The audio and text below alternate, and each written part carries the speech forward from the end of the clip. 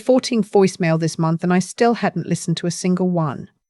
I knew it was my daughter-in-law before I even looked at the screen. She had a way of calling in clusters. 3 in the morning, silence for a week, then 5 more like she was building a case against me. I set the phone face down on the kitchen counter and went back to my coffee. It had gone cold. That seemed about right. My name is Sylvia. I am 67 years old.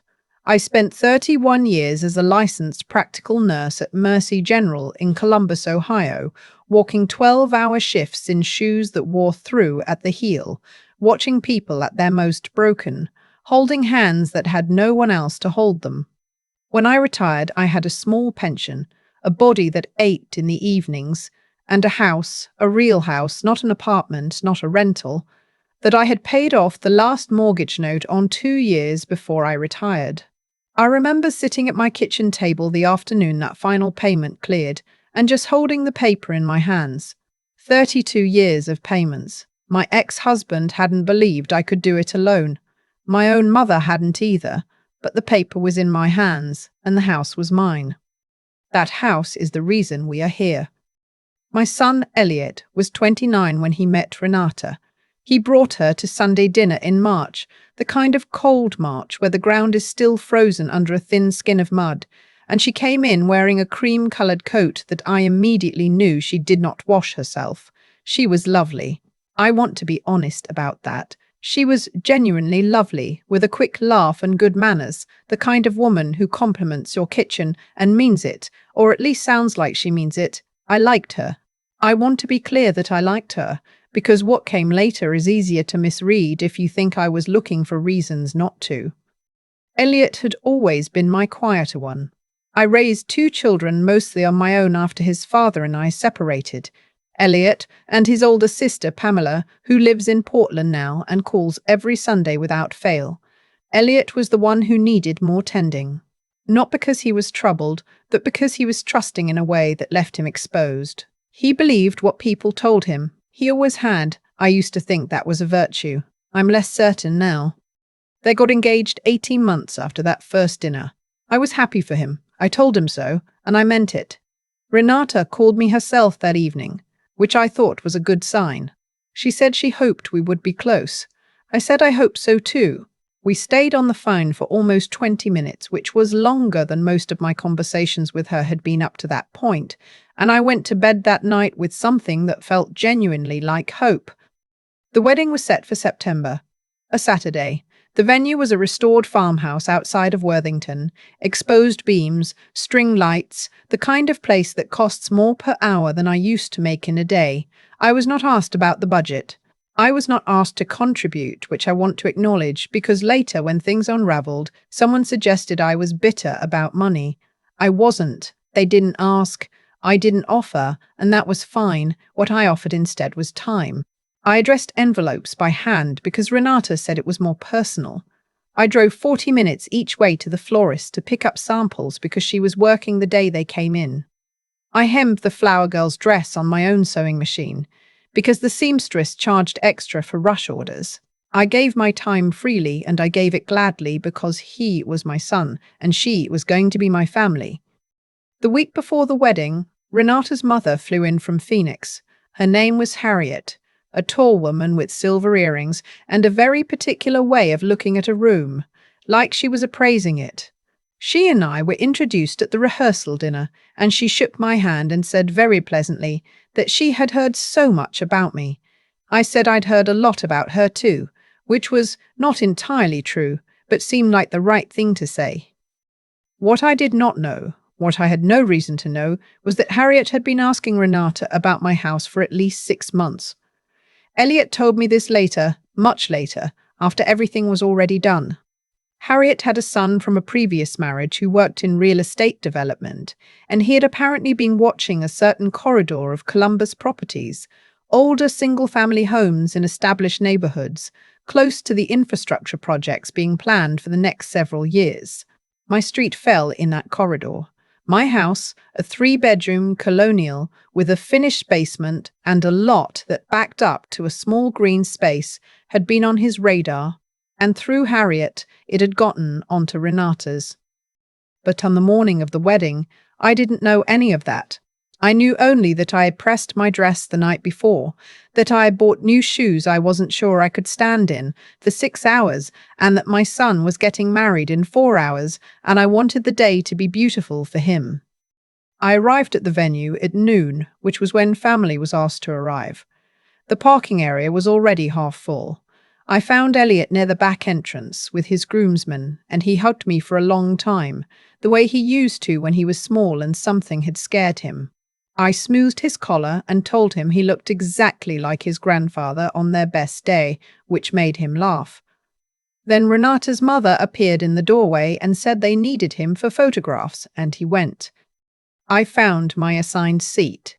Front row, bride's side, because there was no one else to fill it. Renata's family was large, and I was Elliot's only parent present, his father having moved to Arizona years ago and declining the invitation with a short email. I sat, and I waited, and I watched the room fill up around me. The ceremony was beautiful. I won't take that away from it. The light came through the farmhouse windows at an angle that turned everything golden, and when Elliot saw Renata come down the aisle, his face did something I had not seen it do since he was a child, opening a gift he hadn't expected. I cried. I'm not ashamed of it. I pressed a tissue against each eye very carefully so I wouldn't ruin my makeup, and I cried. The reception was where it changed. It was subtle at first, the way these things usually are. I was seated at a table with two of Renata's aunts, a college friend of hers whose name I didn't catch, and two men I didn't know at all. Not at the family table. I noticed, but I told myself it was logistics. The venue had a specific layout. Perhaps they'd run out of room at the closer tables. I told myself this through the salad course. I told myself this through the entree. Then Harriet gave a toast, a long one. She spoke about Renata's childhood, about the qualities she'd always prayed her daughter would find in a partner, about the family they were building. She mentioned Elliot warmly. She did not mention me. Not once. Not a single acknowledgement that he had a mother in the room. I looked at Elliot during the toast, and he was smiling at the head table with the fixed expression of a man concentrating very hard on staying present. And I thought he didn't know what to do. I thought he was caught. I gave him that. I kept giving him that, maybe longer than I should have. After dinner, the dancing started. I stood near the edge of the floor and watched my son dance with his new wife, and I felt the complicated, specific joy of a parent who knows they are watching something that no longer belongs entirely to them. That feeling I had expected. It was the right feeling for the moment. What I had not expected was Renata's sister appearing at my elbow an hour into the dancing and saying, with a small apologetic smile, that the wedding party was taking some photos and they needed the area near where I was standing. She said it kindly. That was almost the worst part of it, the practiced kindness of it. I moved. I found another spot. 20 minutes later, one of the groomsmen, not a bad kid, I don't think he understood what was happening, suggested the seating near the bar was more comfortable and gestured me in that direction. I went. I sat in a chair that faced mostly away from the dance floor, and I understood very clearly what was happening, even as I continued to find small explanations for each individual thing. By 9 o'clock, I was standing near the coat check, holding a glass of water I hadn't asked for, and Renata came to find me. I thought for a moment that she was coming to bring me back, to say there had been a misunderstanding, to take my arm and walk me to the family table. Instead, she looked at me with an expression I can only describe as managed, and she said that her family was going to want to do some toasts soon, and it might be better, she said better, if I headed out before it got too late. She said she knew I had a long drive. I lived 22 minutes from that farmhouse. We both knew that. I looked at her for a moment. I looked at my son across the room, who was laughing at something his groomsman had said and did not see us. I set down the glass of water. I picked up my coat. I walked to my car, and I sat behind the wheel for 3 minutes without starting the engine, and then I drove home. I did not call anyone that night. I took off my new shoes, and I sat in my kitchen under the overhead light, and I looked at the place where the wall meets the ceiling. And I thought about 32 years of mortgage payments and hospital shifts and hemming a flower girl's dress at my kitchen table at 11 o'clock at night, and how completely, extraordinarily small I had felt walking out of that farmhouse. I did not cry. I was too tired to cry. Elliot called the next morning. I almost didn't answer, but he was still my son. He said they were leaving for their honeymoon that afternoon, and he just wanted to check in. He sounded the way he sounds when he is avoiding something. Slightly too casual, sentences that stop just before they get anywhere. I asked him how the rest of the evening had gone. He said, "Great. Really great." There was a pause. I said I was glad. Another pause. He said he had to finish packing. I told him to have a wonderful trip. Renata called 4 days later. They were still on their honeymoon, Aruba, a resort that Harriet had apparently contributed to as a gift. She called from what sounded like a pool somewhere, and after about 45 seconds of asking how I was, she said that Elliot had mentioned I had some paperwork at the house, documents related to the property, and she was wondering if I had had a chance to look into the process for adding him to the deed. I stood very still in my kitchen. She kept talking. She said they were thinking about the future, about stability, about how lovely it would be to have something established. She mentioned a financial advisor, her father's financial advisor, she said, who had apparently already looked into the Ohio transfer process and could walk me through it. She mentioned it would be simple. She used the word simple twice. She said it would just be a matter of putting Elliot's name on something that was already his, in a way. That last phrase, in a way, I have thought about it many times since. I said I would think about it. She said, of course, no rush, and then she was gone and I was left standing on my kitchen tile in the particular silence that follows a call like that. No rush. They were calling from their honeymoon. I want to be honest about what I felt, because it wasn't anger first. It was something colder, a recognition, like putting your hand on a wall in the dark and finally finding the light switch and suddenly being able to see a room you hadn't quite understood the shape of.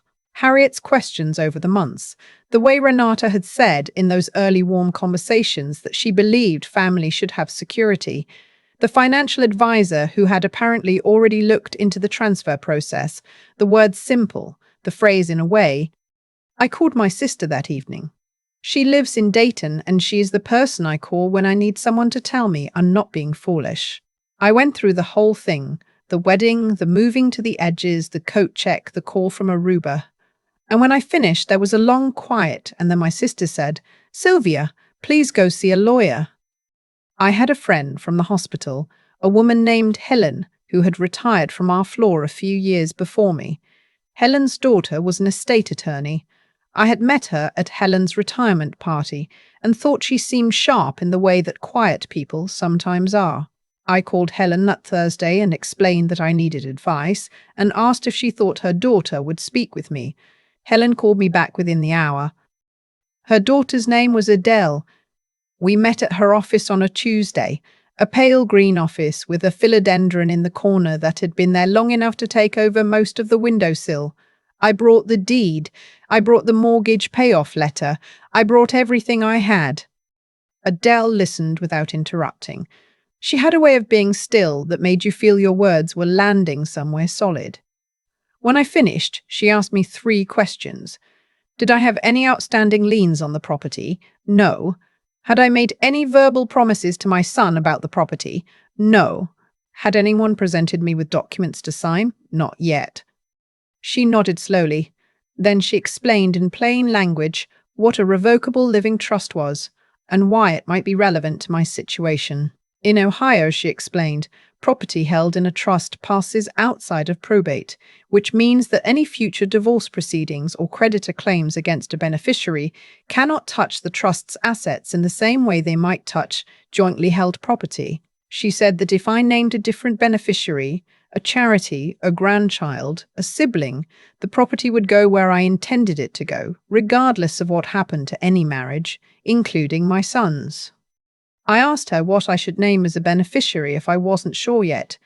She suggested I consider naming my daughter in Portland as a trustee, with the option to revisit the beneficiary designation when I had more clarity. She also mentioned that if anyone presented me with documents to sign, a quitclaim deed, a title transfer, anything, I should bring it to her before signing anything, no matter how simple it was described. Simple, there was that word again.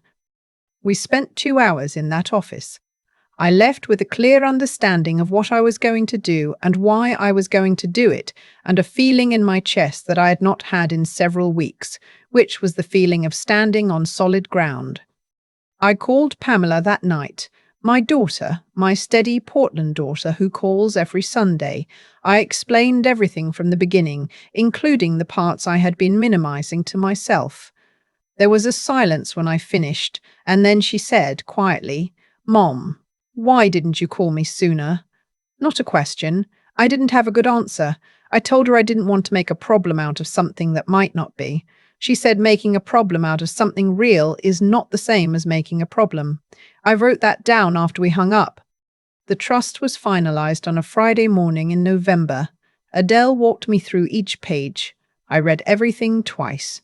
When it was done, my house was held in a trust, with Pamela named as trustee, and the charitable remainder going to a nursing scholarship at the community college 2 miles from where I'd spent 31 years working. That last part had not been Adele's suggestion. It had been mine. I thought about all the young people in bad shoes who would someday hold someone's hand in a hospital, and I thought that was the right place for it. Elliot called me 2 weeks after they returned from Aruba. He said Renata's father's financial advisor had reached out and asked if I'd had a chance to think about the deed. I said I had. I said I'd taken care of it. There was a pause. He asked what I meant. I told him the house was now held in a trust, that I had worked with an attorney, and that the matter was settled. Another pause, longer this time. He said, "Mom, Renata is going to be upset." I said, "I know." He said, we thought this was something we were going to figure out together." I said, "Elliot, I was asked to transfer my home to your name while you were on your honeymoon by a phone call that lasted less than 3 minutes. I need you to hear how that felt." The silence that followed was the longest yet. I heard him breathe. I waited. He said, "I didn't know she was going to call you then, from Aruba. I didn't tell her to do that." I believed him. I still believe him. And I also know that not telling someone not to do something is its own kind of choice. I said, "Come for dinner on Sunday. Just you. I'll make the pot roast." He came. We did not talk about the house. We talked about his job, about a documentary he'd been watching, about the way the light falls differently in November than in any other month. He helped me wash the dishes. When he left, he hugged me the same way he had at his wedding for a long time, and I held on. Renata did not come to Thanksgiving. Harriet called me once in early December, and the conversation was brief and cool on both sides. The financial advisor sent no further emails. I don't know what will happen next. I have learned at 67 that I am not good at predicting what comes next, and that trying to costs more than it returns. What I know is that my house is on a street with trees I have watched grow for 3 decades. I know that in June, the light comes through the kitchen window at an angle that warms the whole counter. I know that I paid for every inch of it with work I am proud of, and that it will go, in time, towards something I believe in. I know that I walked out of a farmhouse one September night feeling like a ghost in my own family, and I did not let that feeling make the decision for me. I waited. I asked for help. I found someone who knew the law, and I used it. Elliot is my son. He will always be my son. Whatever Renata becomes to our family, close or distant, honest or not, he is still the boy who used to fall asleep on my shoulder at the movies and pretend he hadn't. I am not at war with my son. I am not at war with anyone. But I am not giving away the thing I built. That is what I learned, or maybe what I already knew and finally let myself act on. Love does not require you to make yourself nothing. It does not require you to sign away what you spent a lifetime building just because someone asked you to, and dress the asking in the language of family and future and simple. The voicemails are fewer now, 3 last month, 2 the month before. I listened to the ones from Elliot. I am still deciding about the others. The philodendron in Adele's office, she told me, has been there for 11 years. Nobody planted it with the intention of it becoming what it is. It just kept growing because someone kept tending it. I thought about that on the drive home. I think about it still. I've been sitting with this for a while now, turning it over the way you turn a stone in your hand and keep finding new edges. What happened to me didn't happen all at once. That's the part people don't always see when I tell this story. It wasn't one dramatic moment. It was a series of small choices, mine and other people's, stacking up quietly until the weight of them became impossible to ignore. Renata didn't wake up one morning and decide to be cruel. Elliot didn't stop loving me overnight. What happened was slower than that, and in some ways harder to name. People who want something from you rarely come at you directly. They come at you gently, with smiles, with the language of family and future. And they keep coming until you've given so much ground that you can't remember where you were standing to begin with. I think about the choices I made on the other side of all this, going to see Adele, calling my sister, calling Pamela, and finally telling her the full truth.